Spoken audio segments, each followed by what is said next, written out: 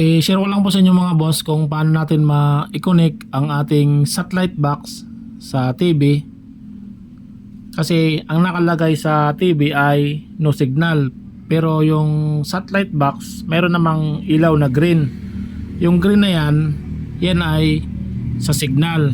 At kung naka-red naman, ibig sabihin yan, naka-off.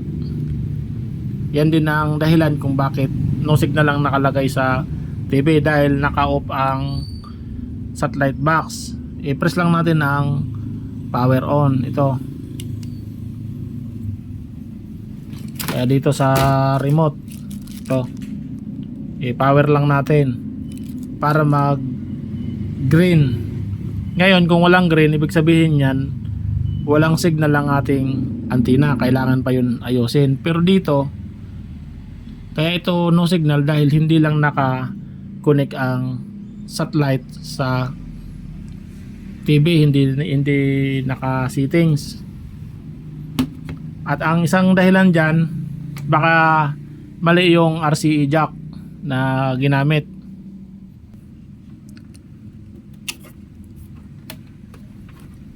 Ito mga boss, ito ang RCA jack ng satellite box. Ito ang dapat na jack. Minsan ganito yung jack na ginamit, kaya walang video, no signal, dahil itong isang RCA jack maiksi. Ayan, yung parang pin, kaya no signal. Dahil itong medyo mataas, ito ay sa video, at yung sa baba, yan naman ang sa sounds. Kaya bakit daw sounds lang, walang video? At ang isa pa, hindi rin nakalapat itong sa satellite box. Ito mga boss, tingnan natin. Ayan, ito ang para sa satellite box. Ito naman ay sa signal na silver o kaya black. Ito yun. And magkaiba po yan na RCA jack, isa mahaba, isa maiksi. At baka hindi na ilapat dito, kailangan ilapat yan. Baka ganyan lang, kaya no signal, ilapat pa, isagad ganyan. Ilapat na natin, check natin dito kung mayroon green.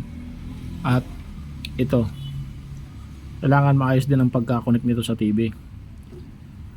Ito ang sa video, ito naman sounds. Ilalagay mo ito doon sa CBS, yung kulay blue. Mapapansin mo doon sa likod ng TV, meron doon CBS video. Ito yun, ganito, connect natin.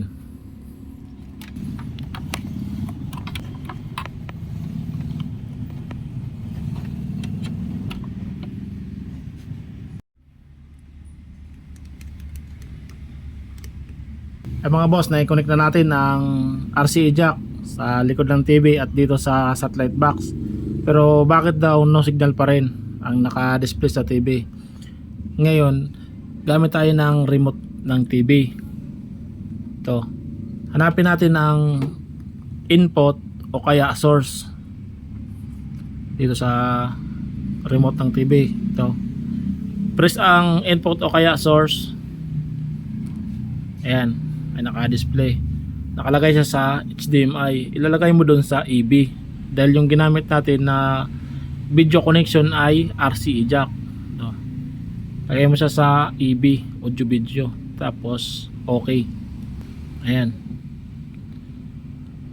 okay na. Yan lang po mga boss, maraming salamat sa panonood sa ating video.